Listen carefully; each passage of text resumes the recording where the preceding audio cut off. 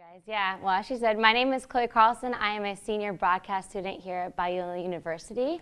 And today I'm going to be talking about leadership and what that looks like in not only just any workplace, but in the world of journalism. So to start off, I want to start with a little video clip from a movie you might be familiar with that touches on the idea of leadership. So. Yeah. You want to talk about a way to see the captain, right? Right. Captain's supposed to be the leader, right? Right. You got a job? I have a job. You doing your job? I've been doing my job. Then why don't you tell your white buddies to block for red better? Because they have not blocked for him, or for plug nickel, and you know it.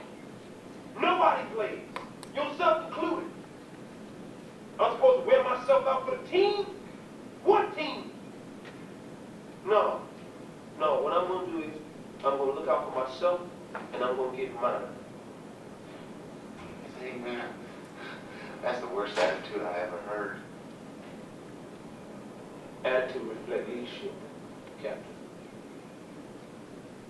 Yeah, so attitude reflects leadership. I think that's very important. So to talk about leadership, I first want to kind of break down qualities that I think are valuable in a leader. Sometimes a leader can be misconstrued. So I want to kind of talk about some qualities that I think are important of a leader. And the first two I want to talk about is leaders inspire and they empathize. And each time I kind of bring one of these qualities, I want to make sure I define it to you guys so you understand what that means. So inspire is to fill someone with the urge to or ability to do or feel something. And empathy is the ability to understand and share the feelings of another.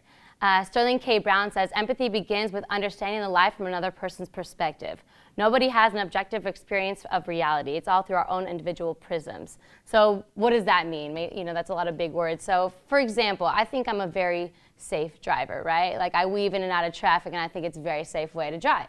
My mother, on the other hand, she gets very scared and it's like a constant scream for 20 minutes. So I can't say it's an objective experience that it's safe when you're driving with me because it's clearly not. It's all about your own perspective. So, and then Neil Tyson would say, humans aren't as good as we should be in our capacity to empathize with feelings and thoughts of others, be they humans or other animals on earth. So maybe part of our formal education should be training in empathy. Imagine a world that in fact was reading, writing, arithmetic, and empathy. So I think something that we forget, I think as people, just in society and maybe in the workplace, is just understanding the feelings of others. You know, we all have different backgrounds and different perspectives, and I think it's important for us to always remember where people are coming from. The RTDNA actually, in their code of ethics, talks about having empathy, right? When we're discovering stories of people, that we're always understanding the people that we're talking to and where they come from.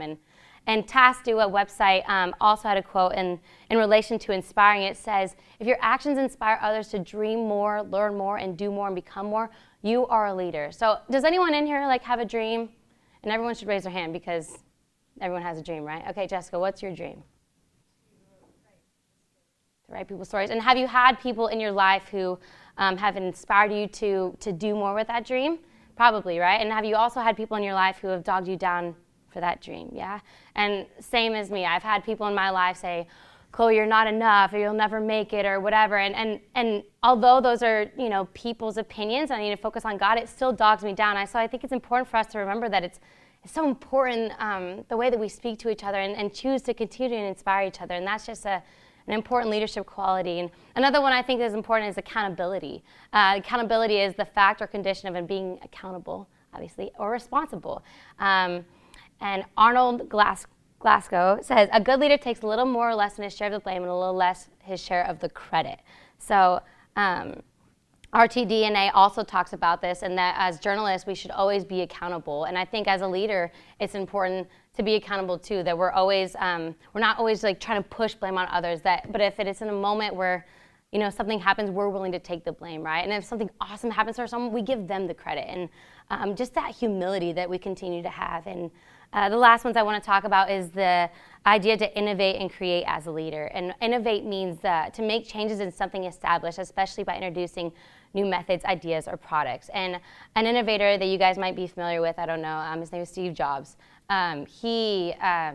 He actually was kind of like a school dropout. We talked about this in class the other day, but you know, a teacher finally one day was like, hey man, just take a class, you know, just take one class. And Steve Jobs, that was like the beginning of this progression to become one of the best innovators of our time. And he says innovation distinguishes between a leader and a follower. Romans 12:2 says, do not conform to the patterns of this world, but be transformed by the renewing of your mind.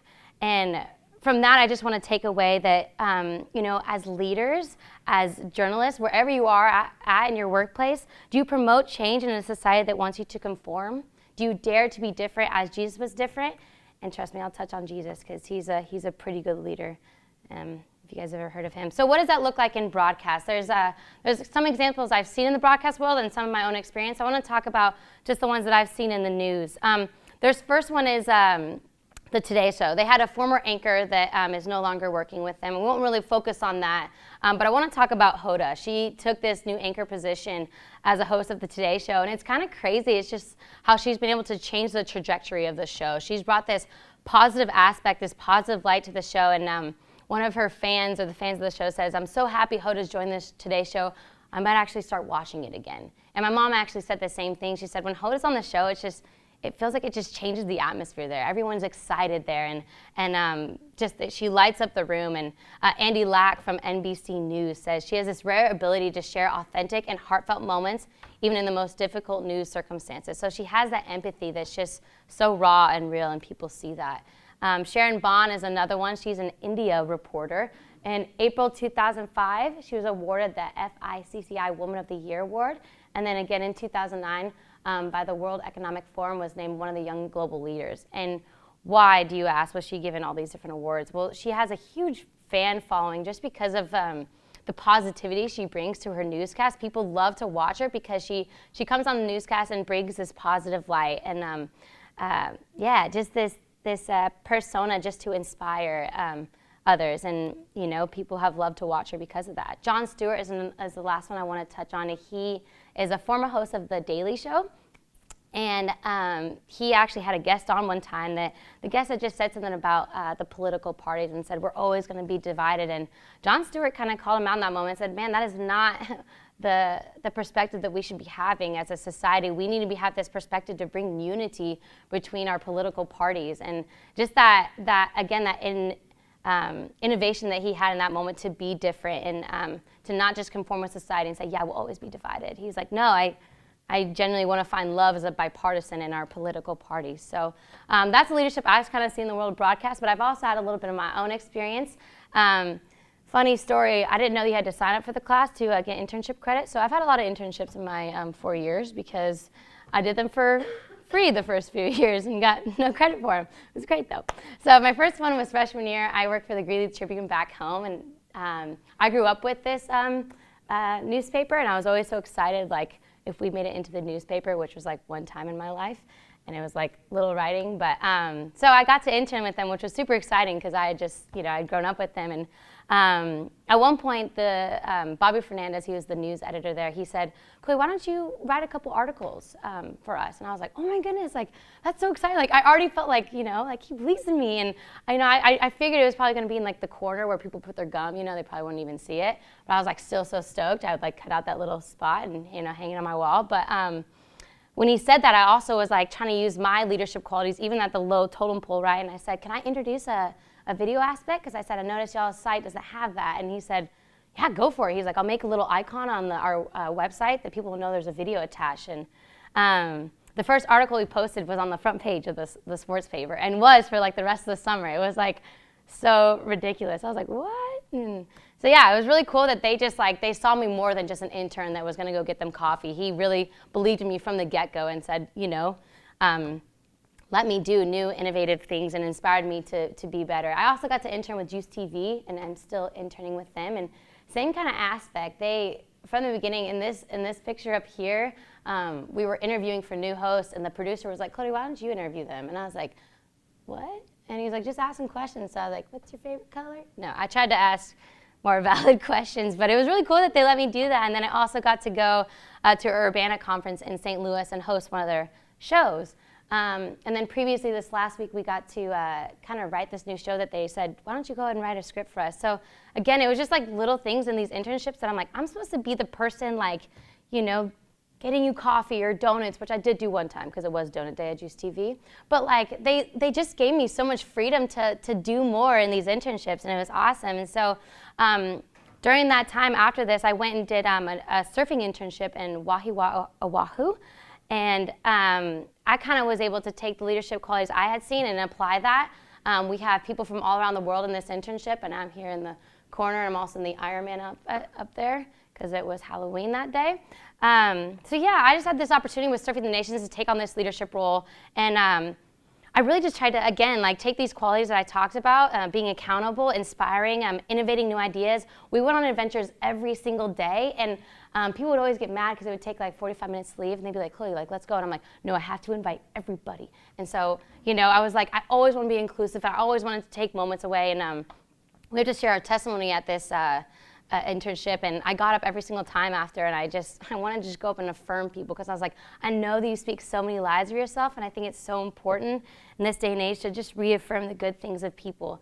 So like I said, there's been some awesome experience, but there's also been some experience I've learned where I didn't see the best leadership in broadcast. And one of those was a production company that I work for, and I put a little mail thing right here because for 10 hours a week I would just seal letters, and I got like really good at it. But I did that for 10 hours every week. And this is before I signed up for the class, so I didn't get credit for it. And so I just kind of felt a little bit devalued because that's all that I did all like summer long and never got to do anything else. And I felt like I just really wasn't valuable. And then I put this little like poodle dog that's kind of like acting entitled, because there was a moment where I had to work with someone from Fox News as her assistant. And that's kind of how she acted towards me. And it just didn't, I just feel like it was maybe an opportunity that she could have shown some, you know, just some kindness, and she kind of just used her leadership role to act a little bit entitled. But I don't know, it was a good learning experience for me. And then this next video I'm going to just show is I had a leader on the Disney cruise ship I worked on, and this is sometimes how she would act. Does not compute.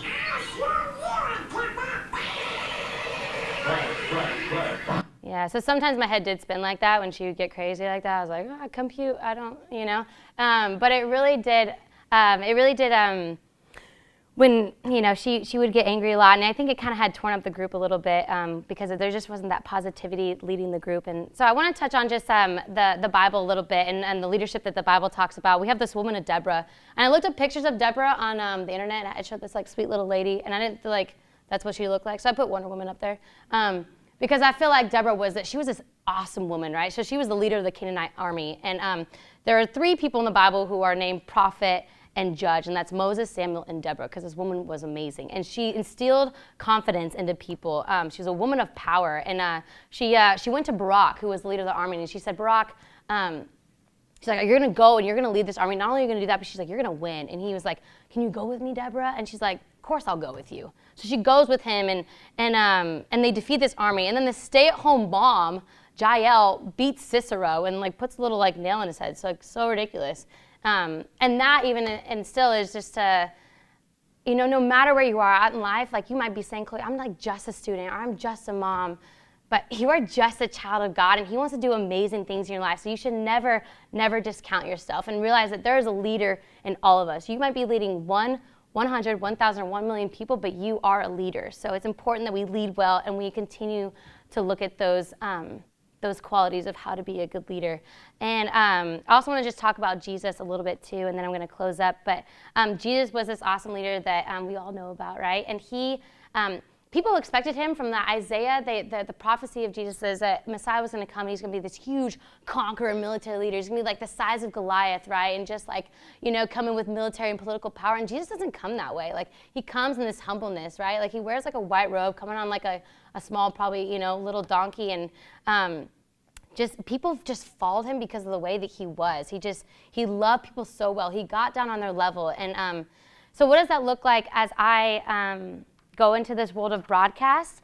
I think it's important, it's on this paper, that I take this perspective of leadership as I go into the broadcast world. No matter what rank I start at, I might be like at the lowest of the totem pole, but that I have a role to play in this society. Media, as a general, it can tend to be negative, and I just always want to be uplifting people and you know, use the role that I have to instill to love to people. You know, like, this life is short, and I think is if we as a society, if we as broadcast and the media, we are such a big part of society, if we chose just to love and continue to let that be an example, that I think it would change society. I have a little cousin, Tegan, and she's going blind, and it's been kind of sad just because people are starting to like put food in her drinks and put stuff in her drinks so she can't see.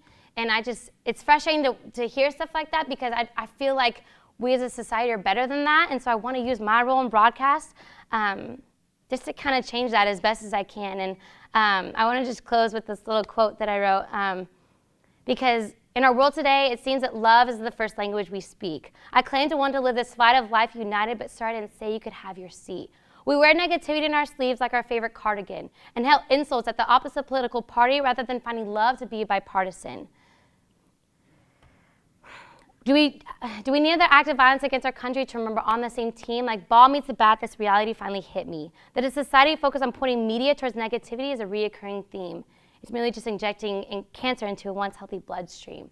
All this to say, society, just for today, can we love and listen without preconceived judgments? Just for today, can you set down your phone and be open for discussion? Because just for today, you can be the voice to destroy someone's inner enemy. That your ear to listen, your heart that's open could be the needed remedy. Because just for today, your innovative empathy, inspiration, and creativity could be the love that saves society. And that you will be leaders that can start positivity and make that a lasting legacy. Thank you. I didn't even